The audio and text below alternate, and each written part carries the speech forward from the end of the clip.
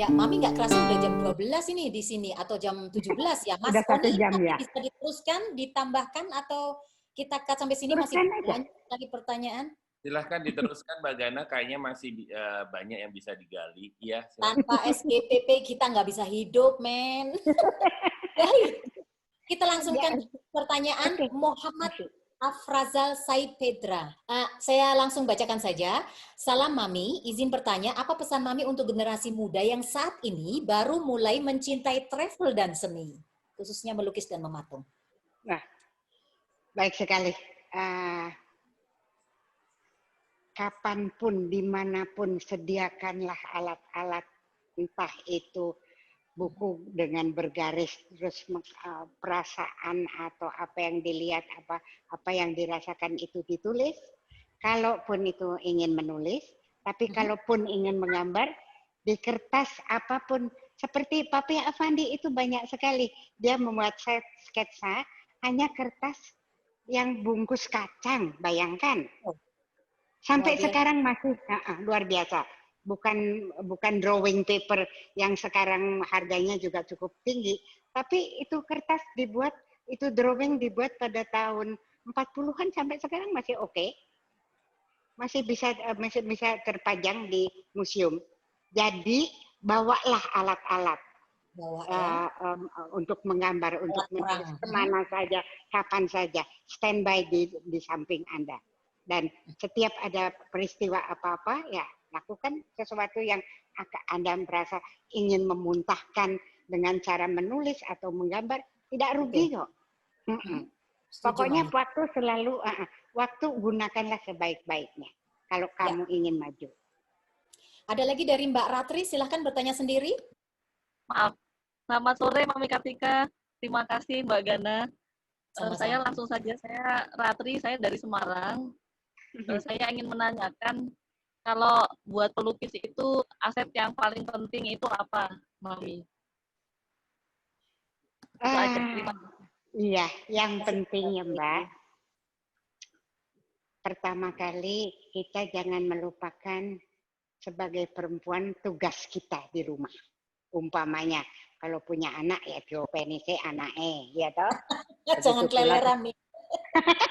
Nah, kalau kita mau menggambar, anaknya keleleran, gambarnya rak yo, terus malah bingung toh Mbak. Satu itu.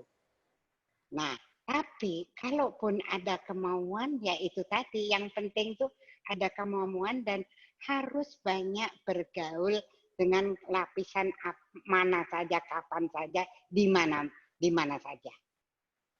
Umpamanya tidak ada salahnya kok di Pasar Beringharjo itu sampai sekarang aku belum terlaksana.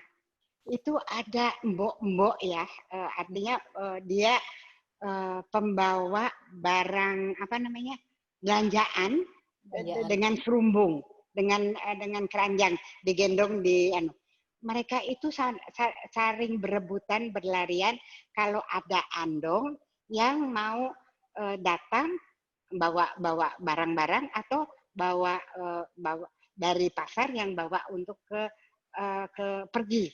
Nah itu kuli-kuli perempuan. Itu kan luar biasa. Jadi jangan sampai kita itu meremehkan ya harus cuma duduk di kafe aja. Di sisi pasar aja banyak sekali yang sangat-sangat bisa kita gali dengan cerita-cerita mereka. Dan mereka sambil mencari kutu itu ceritanya macam-macam.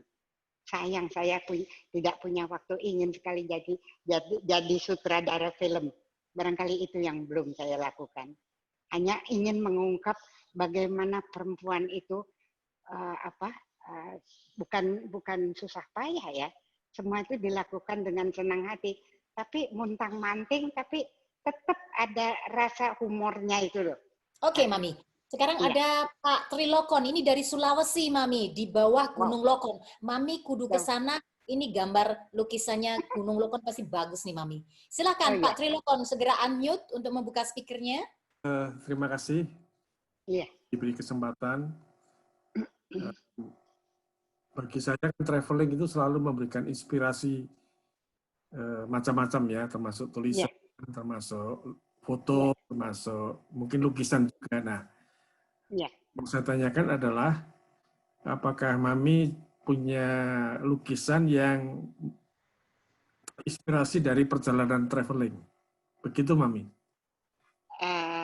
Ya memang, Mami kalau tidak diperhitungkan bahwa traveling itu harus selalu dengan kanvas kosong, rasanya waktu itu kok tersia-sia, rugi, Mas.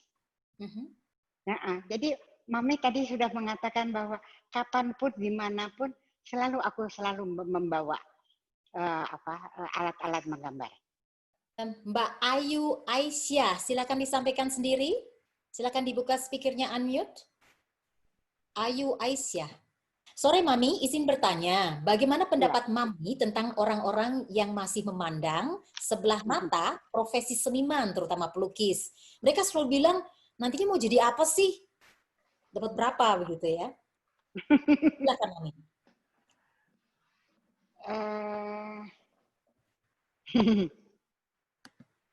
Ya memang tidak gampang lah menjadi seniman itu.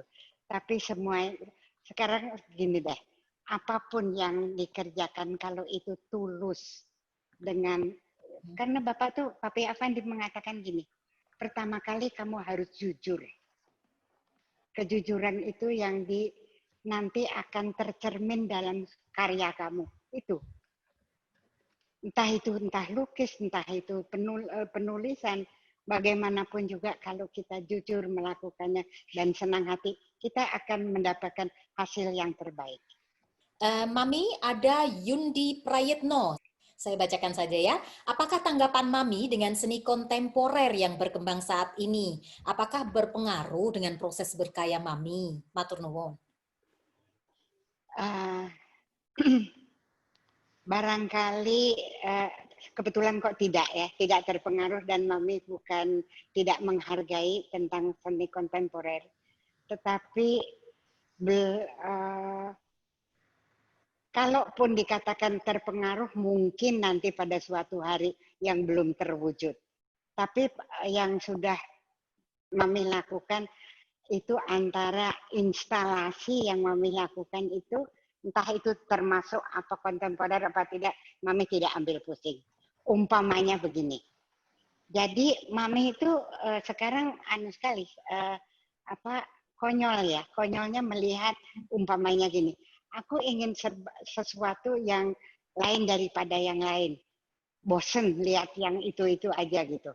Jadi Mami juga membeli patung yang sudah jadi, bukan patung apa itu namanya, tengkorak. Tapi dicat tengkoraknya. Tengkorak kan dari pabrik. Terus dicat dengan warna Mami. Terus tengkoraknya itu didudukan di kursi roda Mami, yang kursi rodanya juga dicat dengan bunga-bunga. Terus tengkoraknya dikasih baju Mami. Terus pakai topi. Jadi orang juga jadi ketawa, pakai kacamata merah lagi. Jadi kamu belum apa-apa udah ketawa lagi. Jadi Mami ingin orang tuh ketawa, maunya apa toh di Kartika ini? Apa udah nggak bisa gambar kok sampai ya kayak gitu? Nggak apa-apa deh, Mami mau konyol-konyolan aja gitu loh. Jadi tidak barangkali kan terinspirasi boleh juga ya, boleh dikatakan, kenapa enggak gitu. Saya ingin lucu aja. Ini tipikal Mami ya, lucu. Udah pada komentar ini, Mami lucu sekali, gemes gitu. Sesuai dengan sponsor kita hari ini, acara Zoom disponsori oleh Faber-Castell International di Jakarta. Ini ada pertanyaan dari MBGP Channel. Mau disampaikan sendiri? Iya, Mami, kalau nggak ada sponsor, kasihan nggak ada yang dapat hadiah nanti pesertanya. Udah capek-capek. Iya. Makan kuota, Mami. Makan kuota. Iya. Silakan MBGP Channel. Silakan disampaikan sendiri. Terima kasih Mbak Gana sudah mengundang saya di acara yang bagus ini. Terima kasih kepada Mami juga. Suka jalan-jalan sebenarnya, suka karya tulisan, karya lukisan. Tapi sekarang kesan ada beberapa pelukis itu yang entah pelukis itu apa tidak, yang kadang menjual lukisan itu sangat murah. Apakah itu justru usaha nama baik pelukis gitu loh. Padahal saya melihat sebuah lukisan itu harus karya yang memang harus dihargai betul oleh para konsumennya atau penikmat lukisan itu sendiri. Itu saja, Mami. Terima kasih atas kesempatannya. Assalamualaikum warahmatullahi wabarakatuh. Waalaikumsalam. Bagaimana ya Mbak Gana menjawabnya kalau sudah begitu? Karena itu sangat pribadi ya. Umpamanya sekarang gini deh. Modal kita melukis dengan modal harga uang Indonesia mungkin kira-kira 500.000 gitu ya. Dari kanvas sama cat. Apakah kita mengatakan harus laku sekian gitu? Bagaimanapun juga kalau anak-anak kita di rumah kelaparan nangis, masa ya kita mau pasang harga sekian juta gitu loh Mbak. Pakai ketawa lagi. Yang penting sekarang tergantung lah bagaimana yang menghargai orang lain ya biar orang lain yang menilai kita. Begitu ya. Mungkin juga tergantung dengan profesionalitas karena Mami kan sudah beken ya dan Mami yang orang yang lukis baru kemarin mungkin beda harganya ya. Meskipun mungkin catnya lebih mahal Mami dari yang punya Mami. Ya. Jangan gitu Mbak. Oke, langsung kita ke Iwan Noviandi. Silahkan disampaikan sendiri atau saya bacakan. Banyak sekali pertanyaannya Mami nih. Wah, Mami tuh wanted deh pokoknya hari ini. Nggak apa-apa. Artist of the day. Mami, apakah ada lukisan yang bertema antara perempuan dengan pandemi COVID-19? Oh. Nah, ini yang lagi tren nih Mami, corona. Ya, what a question. Nah, sekarang kalau begitu masih punya waktu toh? Kalau Mami sedikit membeberkan. Ya. Masih Mami. Karena begini. Mami sekarang apa yang sedang dikerjakan yaitu sebuah relief patung yang untuk display di dinding Museum Affandi Galeri 1. Nah, kebetulan Mami hanya mengambil temanya saja yaitu Wisdom from the East. Itu lukisan mural Papih dibuat di Hawaii tahun 67. Dan itu saat itu Papi sedang as a guest lecturer di East West Center University untuk 1 tahun dan akhirnya waktu akan pulang dikatakan meninggalkan sesuatu yang untuk library di sana.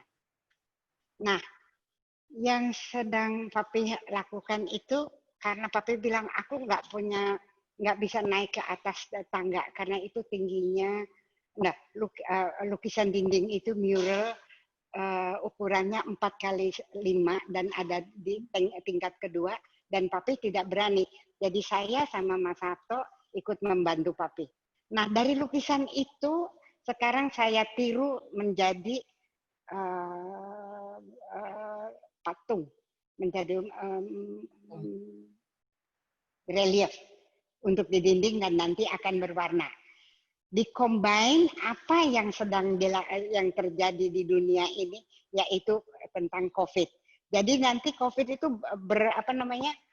terbang dari laut ke udara dan segala macam. Dan itu akan memenuhi dinding galeri yang panjangnya 30 meter kali 12 meter. Museum Affandi. Dan itu bangunan original Papi dan Mami cuma meniru anunya aja, idenya saja. Karena Mami pikir tidak semua orang Indonesia bisa melihat mural yang ada di Amerika. Umumnya orang Indonesia ke luar negeri pasti cuma shopping, jadi tidak akan ke library. Jadi maka itu anunya tangan, terus di samping di dalam tangan itu duduk Mahatma Gandhi, Lao Tse, filosofer dari Cina, dan dari Indonesia Semar. Nah, di situ Mami pikir ini sah-sah aja karena itu juga karyanya Papi ada di Museum Affandi. Kalau saya bukan mengopi dengan sama-sama mural, tapi dengan bentuk lain. Nah, itu Mami pertanyaan itu saya kira sudah bisa Anda anukan. Bayangkan kayak apa jadinya. Jadi silahkan datang ke Museum Affandi kalau kita sudah selesai dengan penyakit yang mengerikan ini.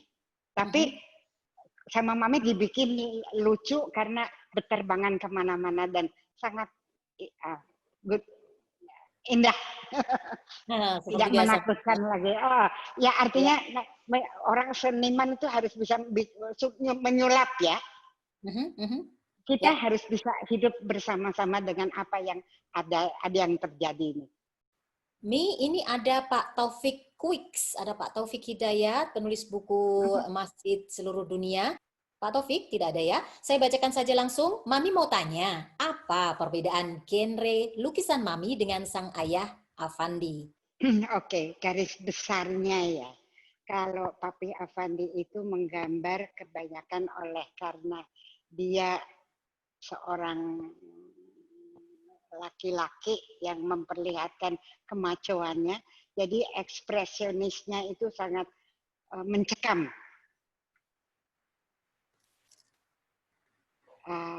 Kalau umpamanya menggambar diri sendiri atau menggambar barong, itu serem begitu. Yang lucu umpamanya begini, pada suatu hari Papi itu ingin sekali menggambar barong di Bali. Pada saat itu baru kira-kira 10 menit menggambar, hujan. Jadi Papi miso-miso. Wah Tuhan nggak sayang sama saya, baru tengah-tengah gambar, udah dikasih hujan, jadi nggak jadi. Pulang ke hotel, terus dia lihat di kaca, dia masih marah kepengen gambar, jadi barongnya jadi wajah dia juga. Jadi wajah dia yang bukan kecewa gitu, bukan menyeramkan kayak barong, enggak, cuman kecewa. Nah, seperti itu adalah ungkapan rasa hati seorang laki-laki. Tapi kalau Mami beda banget. Umpamanya Mami lihat seekor sapi, kita dites sama Papi, kepekaan sebagai perempuan bagaimana. Umpamanya Mami kesendirian di Vienna waktu itu tahun 80. Itu Mami bisa melahirkan lukisan kelahiranku kembali. Dengan wajah yang sudah dewasa, sudah mengeluarkan anak sekian banyak, mengalami kehidupan yang macam-macam, dan itu dilahirkan oleh ibu saya.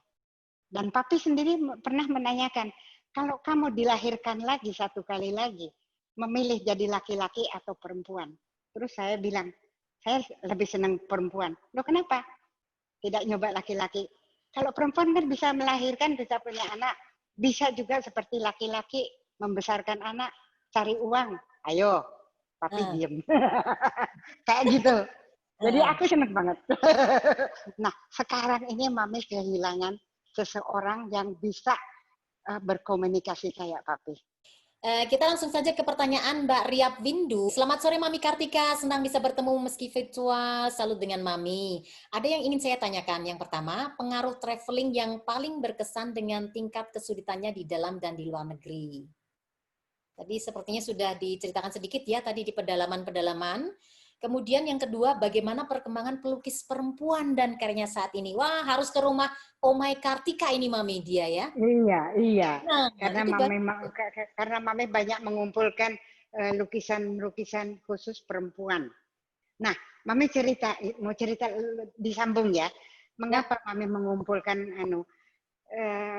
karena Mami pikir banyaknya di Eropa juga banyaknya bersekolah seni rupa itu kebanyakan perempuan, tapi nyatanya di dalam museum-museum kebanyakan mengapa hanya laki-laki yang bisa sukses, mengapa perempuan tidak? Itu yang mendorong salah satu Mami kenapa harus eksis sebagai perempuan, itu juga bisa gitu. Ya, kemudian Mami di Omai Kartika itu kan maaf banyak patung-patung penis Mami ya. Nah ini Ria pengen tanya, kenapa sih kok ada begitu banyaknya patung yang berwujud wow gitu ya, dengan extra large Mami ya? Jadi itu Mami terinspirasi awalnya. Mami membuat workshop di Belanda di Red Light District. Itu nggak tahu tahun berapa itu. Workshop dengan para itu penjajah seks itu di sana. Penjajah seks. Perempuan-perempuan. Workshop untuk mereka. Jadi semacam bekal. Siapa tahu dari mereka kalau memang senang menggambar daripada menjual badan, itu maksud Mami begitu. Ya, ya. Nah, di Red Light District itu banyak sekali yang berjualan macam-macam kan kondom. Nah, ya. Mami pikir-pikir, nah dengan kondom ini apa yang harus bisa saya lakukan tapi menjadi barang seni. Nah, terus tak pikir kira-kira 25 tahun baru bisa terlaksana. Karena itu tak simpen sekian lamanya. Ide itu. Nah, setelah punya tempat sendiri, anak-anak juga sudah keluar dari rumah. Jadi Mami bebas untuk mengekspresikan apa yang Mami ingin utamakan. Dan dengan kondom yang seakan-akan lelaki itu dengan kepalan tangan seperti ini, mengatakan, look at me, I'm good looking, lot of money. Dan pasti perempuan-perempuan akan mengerumuni saya. Nah, itu kesombongan seorang laki-laki. Maka itu patung itu berwarna seperti besi. Nah, terus ada yang patung dijadikan satu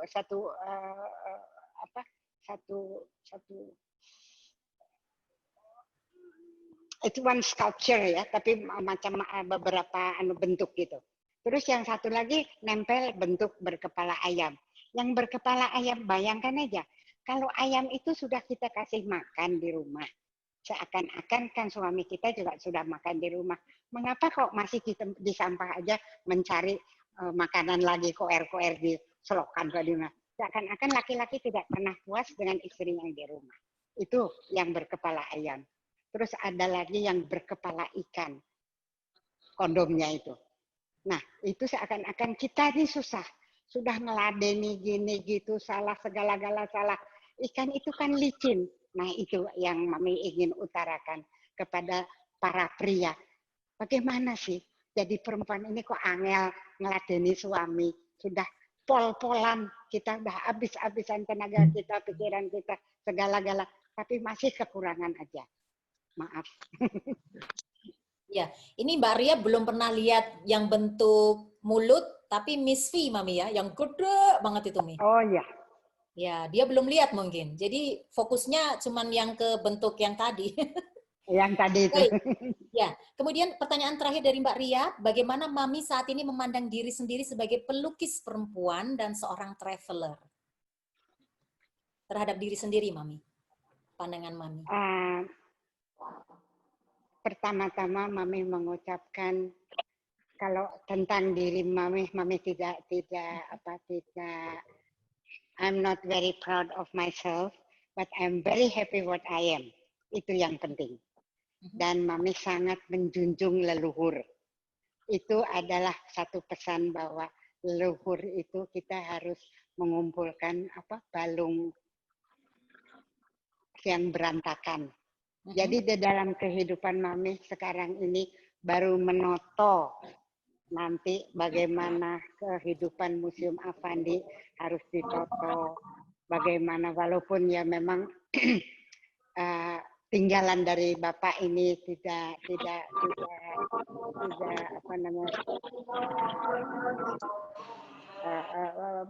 masih banyak yang kita harus dibenahi. Lukisan ada 100 buah yang harus direnovasi, tapi kita masih belum ada dana. Nah itu yang tugas anak, cucu, dan buyut. Jadi bagaimanapun juga tidak gampang untuk menjadi keluarga besar.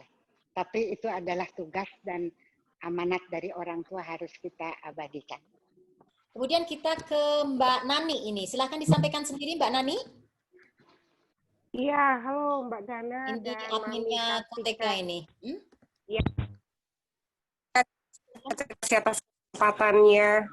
Pertanyaan saya itu singkat aja, Mami. Mami meskipun melukisnya itu sebenarnya memang on spot, Mami masih ingat nggak ada lukisan yang paling cepat prosesnya dan juga sebaliknya lukisan yang prosesnya itu paling lama gitu. Dan kalau mungkin semoga aja masih ingat itu di mana gitu. Mengingat Mami itu udah travelingnya ke banyak sekali tempat. Itu aja Mami, terima kasih. Salam dari Lombok. Selamat sore. Dari Lombok. Oh, dari Lombok. Oh.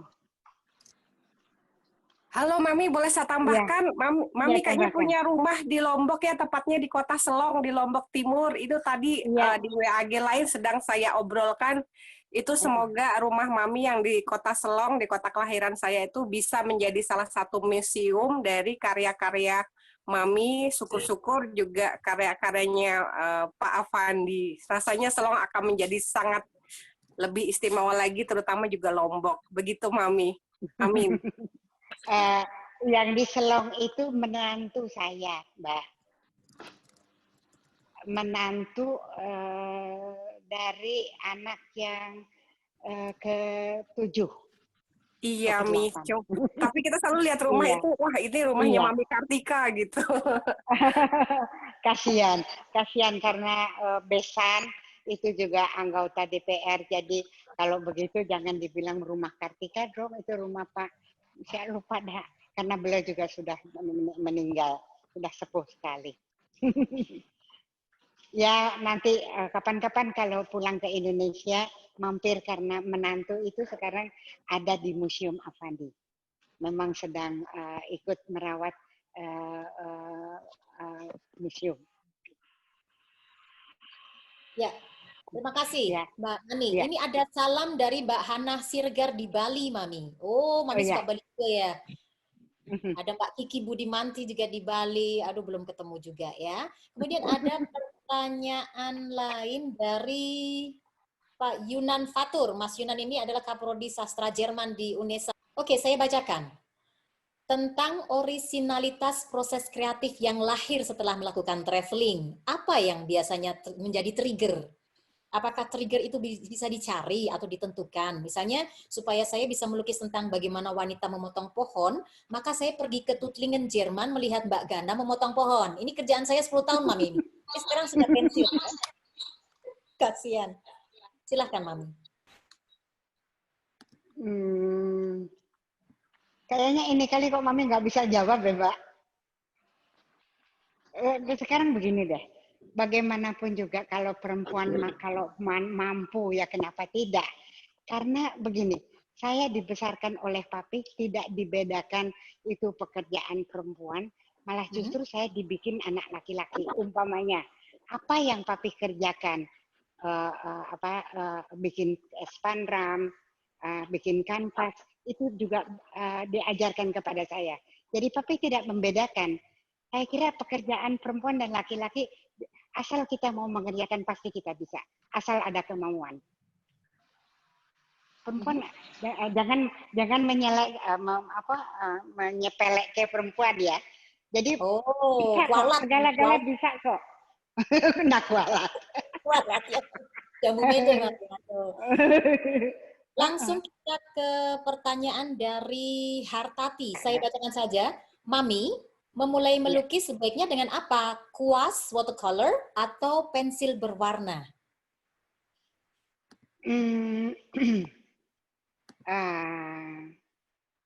Mulai melukis yang gampang itu, kalau saya boleh sarankan, dengan cat minyak. Kalau sudah pertama kali kita bikin drawing dulu yang banyak. Nah, sudah kebiasaan tangan kita lemas dengan mengenal bentuk-bentuk dan lagi soal light and shade. Nah, habis itu lalu kalau watercolor itu susah sekali karena satu kali dia kena on paper tidak bisa dibusa, tidak bisa dihapus. Akrilik juga begitu, tapi kalau oil itu bisa dihapus. Mami jadi itu tergantung. Iya, Mami biasanya kan kadang juga pakai tangan nih, jadi pakai begini aja gitu. Ya, nah itu tekniknya Papi Avandi ya. Wah Iya. itu mahal, bukan mahal. Jadi gini, kalau teknik Avandi dengan pelototan itu bisa menghabiskan dengan kanvas 1 meter persegi, itu bisa menghabiskan 20 tube yang kira-kira 2 kali jempol besarnya. Sedangkan kalau naturalistik itu mungkin hanya 2 saja, 2 tube itu sudah cukup. Nah, jadi kalau kita mau eksperimen, jangan langsung pakai tube, karena sekarang alat-alat cat sudah segala macam, ada yang di black pun ada.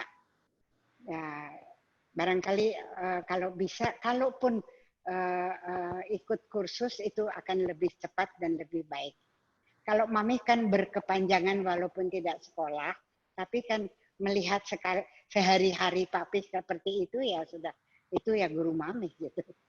Tapi juga kan Mami pada suatu hari ingin mencari jati diri, nah itu yang susah. Tapi nggak apa-apa, sekarang sudah ketemu sendiri kok. Oke, ya Mami, yang ikut di acara Zoom kali ini juga ada yang dari Jerman, ada Mbak Siti Asia, ada Mbak Nurlina Forschner, dan ada Mas Rainer Sutz. Mas Rainer, ini mumpung lagi ada Mami nih, beliau ini, Mami, adalah ketua dari Pecinta Seni Budaya Indonesia yang ada di Jerman. Beliau ini adalah Miyogo Gamelan Krida Budaya Sari Stuttgart. Jadi dia ini lebih pinter gamel daripada saya, Mami, yang orang Jawa. Silahkan, Mas Rainer harus tanya ya. Ini mumpung lagi ada Mami nih, jauh-jauh dari Yogyakarta. Silahkan dinyalakan. Kedengaran saya? Ya, silakan dengar. Saya bisa dengar. Iya, saya terkesan sekali keterbukaan dan pikiran Ibu, dan saya mau tanya, kalau masyarakat Indonesia sekarang ini penghargaannya berubah atau masih seperti dulu diterimanya di masyarakat? Ada perkembangan, ada perubahan suasana?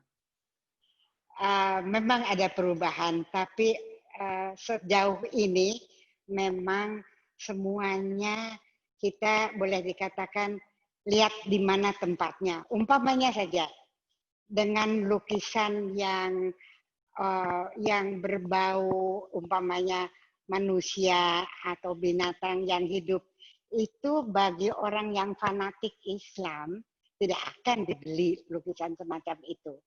Jadi bagaimanapun juga tergantung senimannya. Sekarang kita pameran ya jangan harus memikirkan harus selalu terjual, jangan. Hanya ingin memperlihatkan kita sudah sampai sekian. Kalau selalu hanya dipikir harus laku, ya kita namanya menjadi servant daripada masyarakat. Tapi kita kan harus punya jati diri. Jadi apa yang kita lakukan ya harus punya tanggung jawab untuk diri sendiri begitu. Jadi kalau Mami nggak ambil pusing, mau gambar, mau mematung tidak terjual ya nggak apa-apa untuk diri sendiri atau untuk keluarga. Itu. Dua jempol. Dua jempol, Mami. Oke. Ini tadi yang Mbak Hannah Siregar ingin bertanya. Silakan yang dari Bali. Selamat sore, Mami. Selamat sore, sayang. Mami, ini dengan yang dari Medan, anaknya Siregar. Oh iya. Ya, sehat-sehat ya, Mami ya. Sehat, alhamdulillah. Ya, sehat sekali. Kalau mau nanya, kalau misalnya Mami traveling itu sampai berapa lama waktu travelingnya untuk bisa mendapatkan beberapa lukisan yang misalnya Mami inginkan?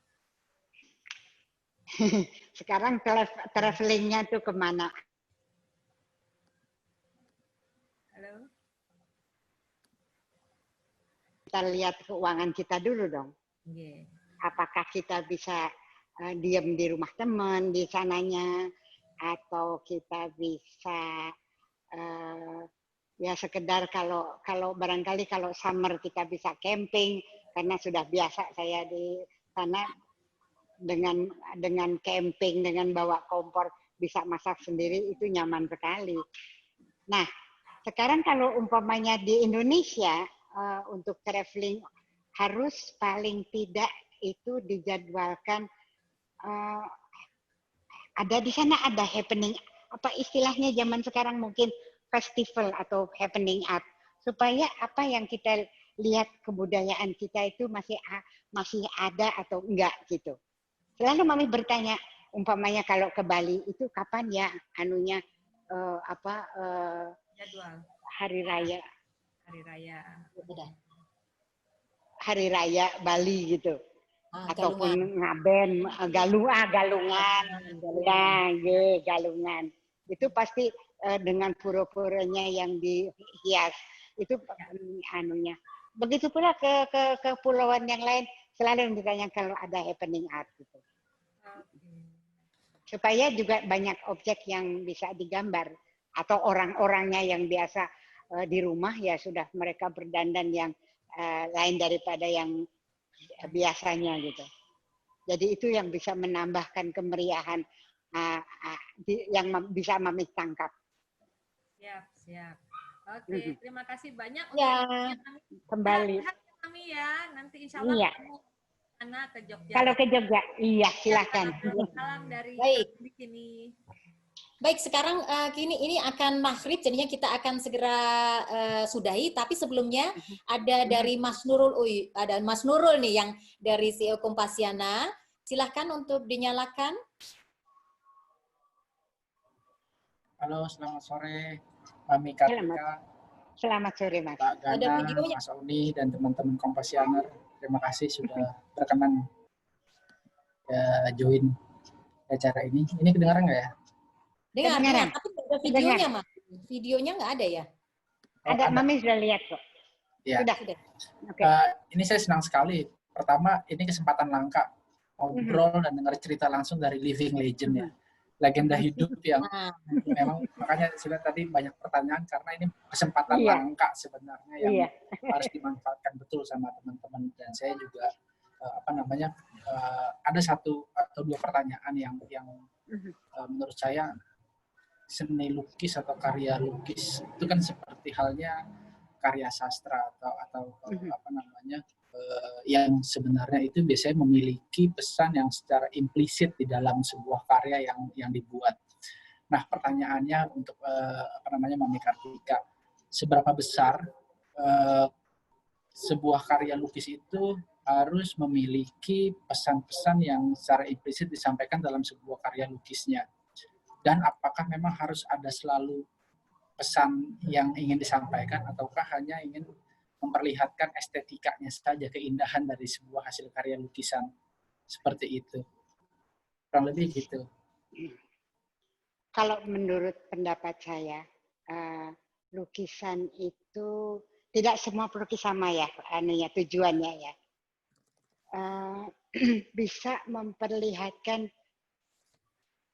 bagaimana perasaan Anda sebagai seorang pelukis terhadap lingkungan. Contoh aja, saya tinggal di kaki Gunung Merapi, di antara para petani. Ide pertama, aku kepengen bikin museum khusus buat karya perempuan. Tapi setelah melihat dan merasakan di lingkungan itu, mengatakan, enggak, kok sombong banget, enggak. Jadi rumah saya sekarang bukan galeri, bukan museum, tapi hanya Omai Kartika. Nah itu Mas, kejujuran itu yang diterapkan oleh Bapak, bahwa semua apa yang kamu lakukan di dalam kehidupan ini, berlakulah secara jujur. Itu. Entah kamu itu pelukis, entah penulis, apapun. Saya kira itu modalnya. Ya, terima kasih Mami Kartika. Satu lagi mungkin, apakah ini kan digitalisasi udah lumayan, udah sangat mempengaruhi kehidupan kita sehari-hari ini. Sekarang itu orang banyak melihat, apalagi anak-anak muda, melukis itu nggak harus melulu dengan cat ataupun pensil berwarna gitu ya. Apakah ini ke depan akan menjadi satu ancaman buat para pelukis senior gitu ya? Atau ini menjadi satu kekayaan tersendiri? Jadi saat ini orang melukis itu lewat tablet dengan aplikasi-aplikasi yang banyak lah ya, tanpa harus tangannya dikotori oleh cipratan cat ataupun pensil berwarna. Kira-kira kalau menurut Mami Kartika seperti apa? Apakah ini dijadikan ancaman atau justru ini melengkapi atau memperkaya dari karya lukis itu sendiri? Memperkaya benar. Ya, itu benar-benar memperkaya. Tapi jadinya nanti bagaimana, God knows. Nah, bagaimanapun juga untuk generasi sekarang, biarkanlah mereka mau menggambar dengan digital, mau menggambar dengan mulut, mau biarkan aja. Itu sudah perkembangan zaman kok. Apakah kalau orang sudah bisa pergi ke bulan, kita masih pakai kereta andokar juga dengan ke bulan? Kan ya nggak mungkin toh Mas. Biarkan aja. Yang mampu siapa, yang bagaimana, sudah kita biarkan aja. Saya kira itu satu kebebasan bagi seorang seniman, jangan sampai terkungkung.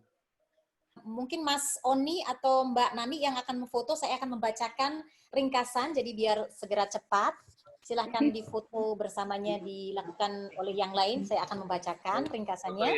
Kartika Afandi lahir pada tahun 1934 di Jakarta, putri dari Ibu Mariati dan Bapak Afandi, dan menikah dengan Bapak Raden Mas Sabtohdoyo tahun 1952 dengan 9 anak. Kemudian tahun 94 menikah dengan Bapak Gerard Colbert sampai 2001. Beliau tidak pernah bercita-cita untuk menjadi pelukis ya. Kemudian Bapak Afandi telah menyarankan untuk membuat pameran setelah 10 tahun melukis. Jadi selain melukis, beliau juga bisa mematung setelah belajar 4 bulan di Inggris ya. Kemudian beliau ini travel ke tempat-tempat yang unik atau tempat-tempat yang asli. Jadi bukan tempat-tempat yang jadi tempat objek wisata terkenal seperti itu. Jadi yang memang harus ada di kandang misalnya dan tempat-tempat yang unik lainnya. Kemudian beliau ini kan saking seringnya traveling, jadi harus sangat bagus untuk memanage keuangan karena punya keluarga dengan diri sendiri, kemudian dana untuk traveling. Kemudian ketika traveling itu beliau kan melukis. Ternyata beliau tidak langsung melukis, tapi berbaur dulu dengan masyarakat. Kemudian setelah mendapat hati, akhirnya melukis dengan leluasa. Kemudian pesan beliau adalah bergaulah. Jadi perluas pergaulan dan galang dengan networking ya. Karena dengan networking misalnya Jerman, Indonesia, Austria, Swiss itu bagus sekali. Kemudian tapi jangan lupa kalau sudah punya keluarga, jangan dilupakan. Jangan sukses, tapi ternyata hanya keleleran gitu ya. Jadi itu sedikit ringkasan dari perbincangan kita kali ini. Sangat menarik, biasanya kita sudah selesai 1 jam, ini 1 jam 49 menit. Jadi lemah sekali, saya terima kasih sekali pada Mami Kartika, luar biasa sekali. Dan bagi teman-teman yang telah memberikan waktu, pertanyaan, dan kuotanya, karena ini makannya .kuota. Nanti akan kami kirimkan siapa yang berhak untuk mendapat 5 paket dari Faber-Castell Indonesia Jakarta. Kami terima kasih sekali lagi pada sponsor juga untuk Kompasiana. Nanti juga ada merchandise untuk Mami Kartika ya dari Kompasiana sebagai rasa terima kasih kami. Terima kasih juga untuk Kompasiana dan teman-teman yang ada di Austria, Swiss, dan Jerman. Termasuk yang Anda di Indonesia tentu saja. Jangan lupa minggu depan masih ada lagi acara yang lain pada hari Sabtu. Terima kasih sekali lagi Mas Oni sebagai teknisi Forevermore. Dan tadi sudah difoto Mas ya, Mas Oni? Udah. Nanti Terima kasih sekali, kita aplaus untuk Mami Kartika dan SGPP.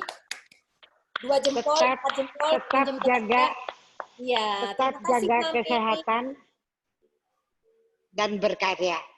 Untuk minggu depan kita akan kedatangan tamu Syah Medidian. Syah Medidian adalah salah satu wartawan di Indonesia yang selalu memuat di New York Fashion Festival, Paris Fashion Week dan sebagainya. Kita akan berbincang tentang fashion sebenarnya, traveling tapi tetap chic gitu loh maksudnya. Seperti itu. Ini seperti Mami nih, travel harus tetap cantik dan chic dengan baju-baju wow ya Mami ya, dengan bunga seperti Pragawati. Dengan anting-anting, dengan kalung, wes pokoknya Mami jos. Mami terima kasih sekali, semoga kita ketemu lagi ya Mami. Semoga yang di Belanda jadi saya bisa ngintil, nanti bisa minta kelon Mami lagi. Oke, dadah sayang. Thank you so much. Cium buat anak-anak dan keluarga, tetap sehat. Oke. Amin, amin ya rabbal alamin. Terima kasih semuanya. Assalamualaikum, salam sejahtera semuanya, dan selamat berakhir pekan.